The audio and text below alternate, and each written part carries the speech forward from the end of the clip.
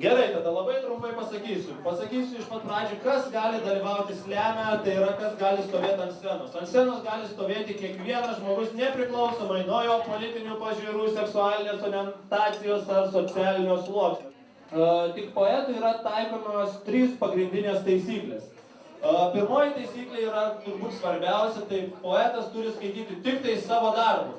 Antroji taisyklė yra slam poeto darbas neturėtų viršyti 3 minučių.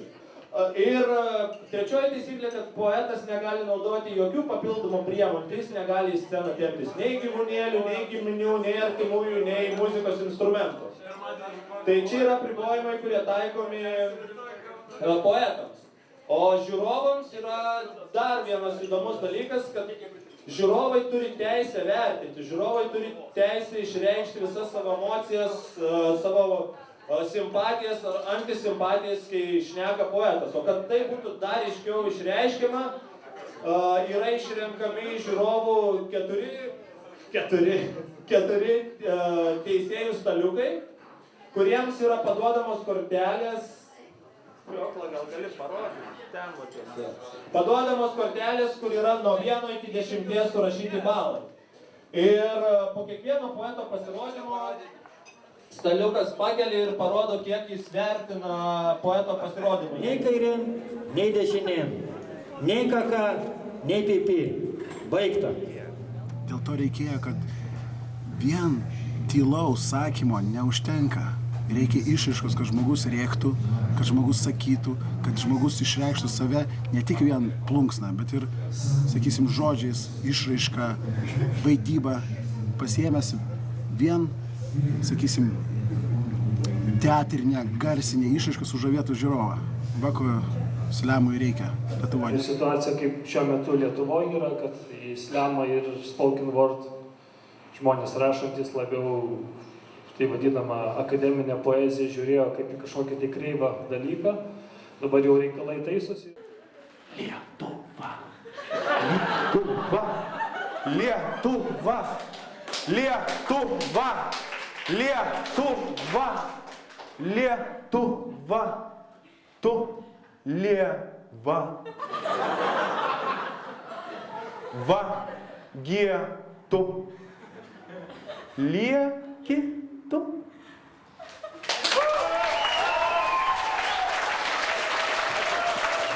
Dauguma būna poezijos vakarų, tikrai būna tiesiog galima užmigti.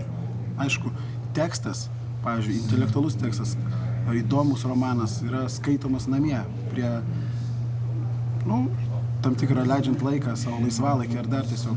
O slemas, ateini paklausyti garsiai, reikia tiesiog, kad tave uždegtų, arba neuždegtų, tiesiog, kad tau būtų įdomu klausyti šitą reikalą. O Lietuvoje, kodėl jis atsirado? Gal čia banga atsirito iš pasaulio.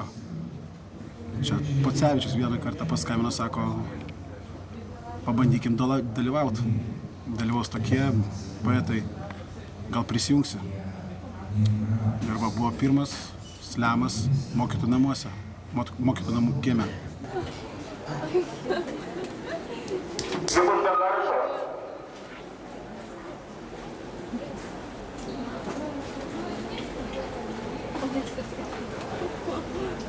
Браво! Вари.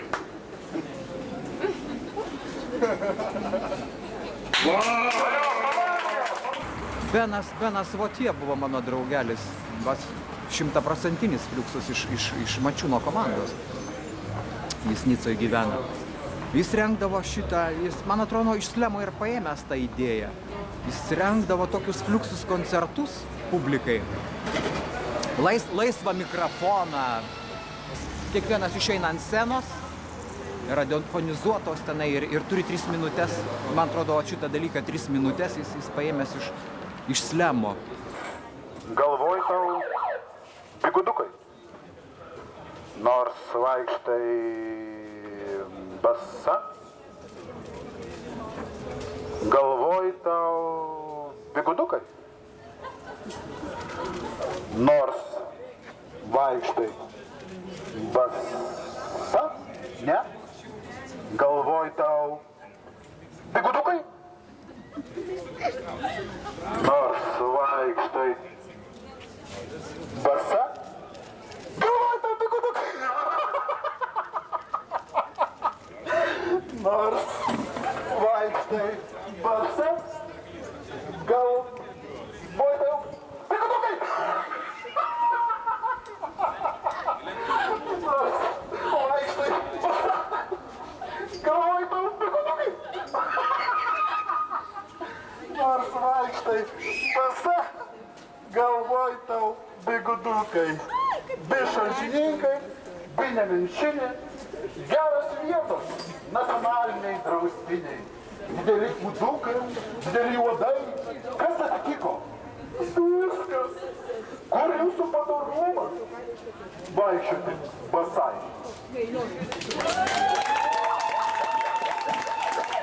Buvo juodraščio pristatymas, pirmo juodraščio numerio pristatymas Galeroj.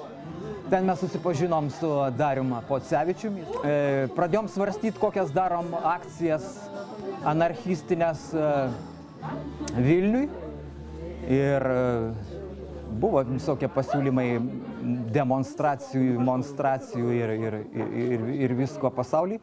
Ir čia man kilo tada irgi tas užėjo ant liežuvio organizuoti slemo poezijos skaitymus. Taigi sveikinam Darių Jurevičių. Štai kaip gražiai viskas baigėsi. Dėkui slemeriams.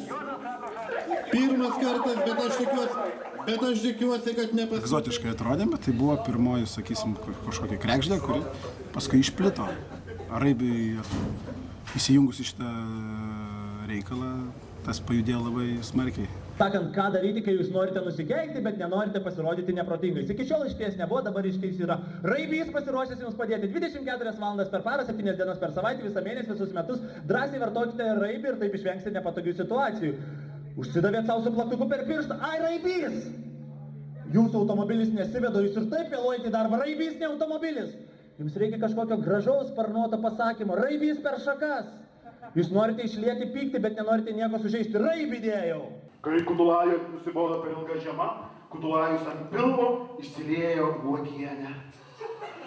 Ir būdamas tikras, kad tai pavyks, išėjo į lauką. Uogienę tuoj suspaudė šaltis ir Kudulajaus pilvas tapo slidus.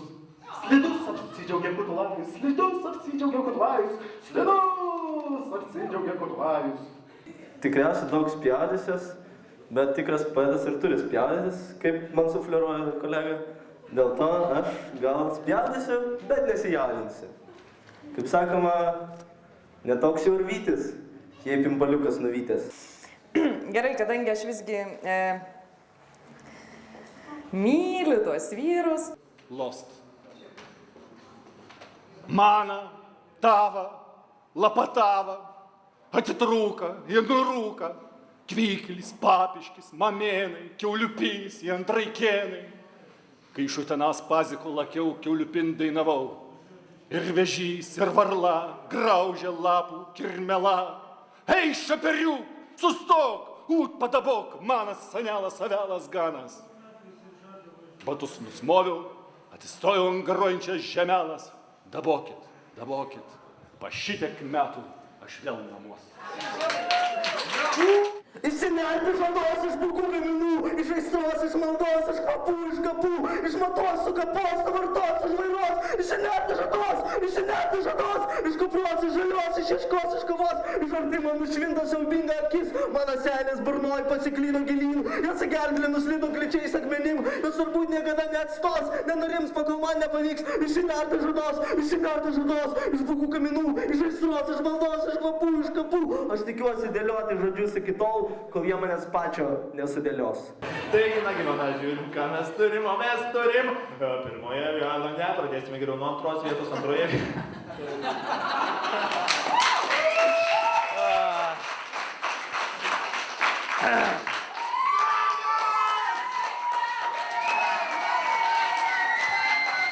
Ir vyrai kažkaip tai pasidalins taurė, jų prie baro laukia kai kas, o mes susitiksime spalio 12 dieną čia.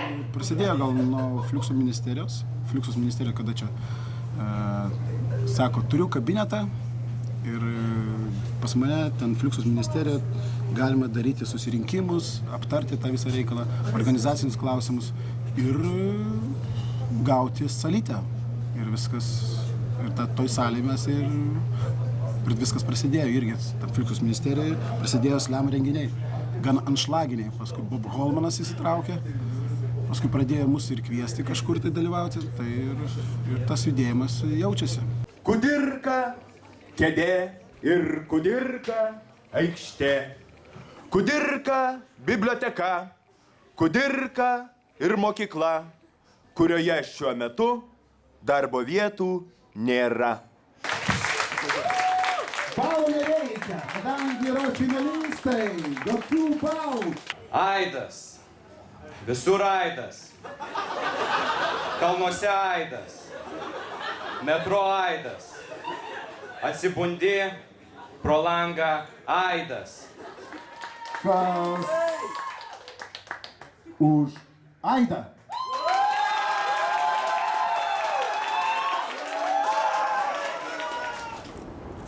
Skaitam poeziją, kur Ginsburgo eilėraščiai.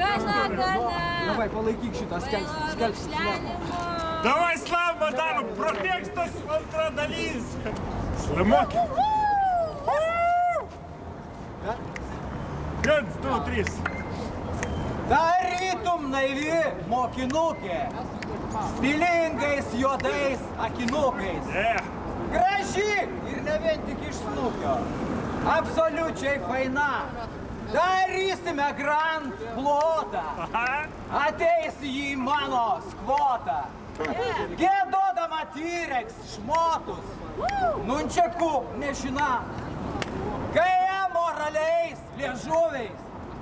Varaicha cituos net žuvys. Varysim daužyt buržujų. Išaušta diena. Nelieskit mėlynojo gaublio. Numeskit žiedą banano, kad situacijų komedijos turėtų peno. Kai žiedė bus sunykusios, visos taps nebeakynom. Taip jau atsitiko, šaukit. Riebia bonka šampano, kad kamštis pramuštų riebę skylę ozone, verčiau papilkit pamazgų, kad paslystų terorizmas. Štai kaip turi veikti tikrasis pacifistas. Tokie vienetiniai renginiai kažkur tai išdygdavo. O va, kaip Raibys pasirodė akiratį, tai jie tapo pastovus ir, man atrodo, įdomus. Spoken word ir slamas irgi jau įsivažiuoja po truputį, tai pirmiausia norėčiau pasakyti, kad kitą savaitę bus jubiliejinis 10-asis slamo konkursas Biksuose. Nu gerai, Biksai, ne? Paskui Biksai. Biksai irgi pasižymėjo savotišką, sakysim, įkaitintą atmosferą, kur man vieną kartą dužo net stiklai, nes tvyrojo, sakysim, įtampa ore. Nes buvo, nu, tokia kažkokia, nežinau, varžybų atmosfera. Aišku, tai susirinko užupiniai, susirinko pastovus dalyviai, įsitraukė moteris iš gatvės, va tai kartais veža tokie iš gatvės užlipimai. Ar daug pažadėtum pavasarį už meilės daigus širdyje? Kokiomis gerybėmis masintum, kad liktų jisai tavyje? Šiandien aš čia vienas be Briedo. Briedas išvyko į Fuck-Offininkų festivalį Los Andželą, prisimenant Briedą iš Brediados. Briedas apie daržovės. Jeigu yra toks į morką panašus daiktas, ir į kurį kartais galima įdėti maitinimo elementus, ir jeigu kažkam nuo to geriau, tai kodėl ne?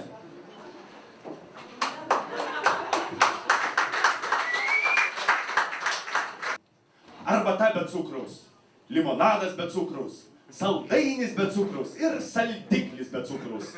Visas cukrus avinėlyje cukrinėme, visas cukrus avinėlyje cukrinėme. Avinėlė, atiduok mūsų cukrų, avinėlė, atiduok mūsų cukrų, atiduok mūsų cukrų, avinė. Londone, blet, atiduok mūsų cukrų. Ne kaulą, ne skūrą, ne pelenus, atiduok mūsų cukrų. Greičiau rinkitės miesčioniškas verslumo genas ar kaimietiškas sėslumo genas, rytietiškas daugpatystės genas ar vakarietiškas paleistuvystės genas, aukšto ūgio genas ar ilgo amžiaus genas, lietuvio genas ar liežuvio genas. O jeigu pasijusite alkanas, tai ėskite genetiškai modifikuotą mėšlą. Keiskitės ir būsite pasikeitę. Te gyvuoja visuotinė genatvė ir genovė. Te gyvuoja GMO, NSO ir ČMO. Nieko baisaus, jei vieną rytą nubudę, netyčia paklausit savęs, kas aš? Šarikovas ar Frankenšteinas? Žiurkvištė, o gal varliagrybis? Tuomet nemokamai instaliuosime jums lakios vaizduotės geną. Tik už grožio saloną teks susimokėti patiems. Žagarėlė jau gatavi? Rėkia mama. Vaikystėje Laurynas buvo kiemo žvaigždė. Įsikišdavo pagaliuko į kelnes ir vaikščiojo aplink namą. Visai kaip tėvas. Klykė iš juoko kaimynės. Nežinau, kaip reiktų skaityti slemišką tekstą, kaip įveikti žiūrovus, nes susidūrimas su jais yra kova ir jei išėjai į mūšio lauką, apsimesdamas, kad atėjai tik šiaip savo paskaityti. Gali būti išspjautas į teritoriją, kur kalbasi tik Bulius ir Teodoras. Jeigu vieną naktį staiga man imtų vaideltis, tikiuosi tai būtų ne ta būtybė žaliame krėsle, lėtai besigręžianti į mane, sklindant tam garsui.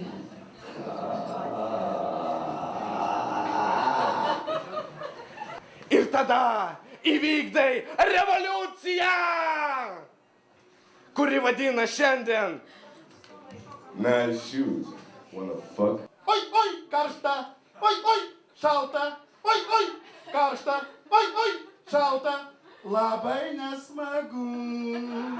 Jei tu jau nebrastume kelią pas mumi, Makaulis susoktų padarnį dalyką, išėtum į svietų beveinus katėką, į besupratimą, bimeilis krūtinį.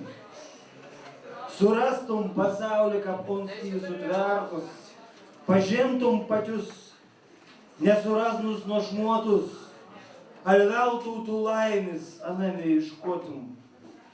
Tik savo žemelėje esi anos vertas. Ir šiaip aš visiems poetams sakau, kad laikas padaryti slemą mokamą ir susižerti milijonus. Ir dar kupeta muzikantų, muzikantėlių, kurių kiekvienas jie rašytų eilėraščius, bent vieną parašytų apie mus. O taip aš ir tapau poetą. Kartais išeina koks nors žmogus, norintis padeklamuoti savo poeziją. Iš tikrųjų, ten gal ir ne jo poezija, bet irgi iššoka iš scenos. Aš noriu. Slemą ir to reikia, kad kas nors, kad ir iš gatvės galėtų užšokti ant scenos, kad nebūtinai ir iš gatvės, gal ir koks garbus rašytojas sakytų, aš noriu pasisakyti. Tiesiog slam tai yra scena, ta prasme, joks nėra ten koks nors magiškas žodis, kuris sunaikins magišką idėją, ar magiškas žodis, ar magišką kokia nors griūtis, kuris sunaikins lietuvių poeziją. Tai ne. Kažkada malšinome troškulį, negailėjome ūkį stiklinių. Kažkada skandinome parke vasaros dieną, kaskart paskutinę. Kažkada nuo stogo mojavo visas pasaulis, jis krito ir skilo. Kažkada užteko tik dozės ir gero greičio adrenalino. Kažkada nebuvo ertmių neužpildytų kito deguonių. Kažkada vienam kambarį klausėmės ritmingų dejonių. Kažkada rijom knygas, plėšėm puslapius, žaksėjom citatom. Kažkada rūpėjo, ką galvoja kiti, kokią geria arbatą. Kažkada ieškojom aklai, ko galėtume tikėti. Kažkada dievų buvo daug, kurie dabar visi nugalėti.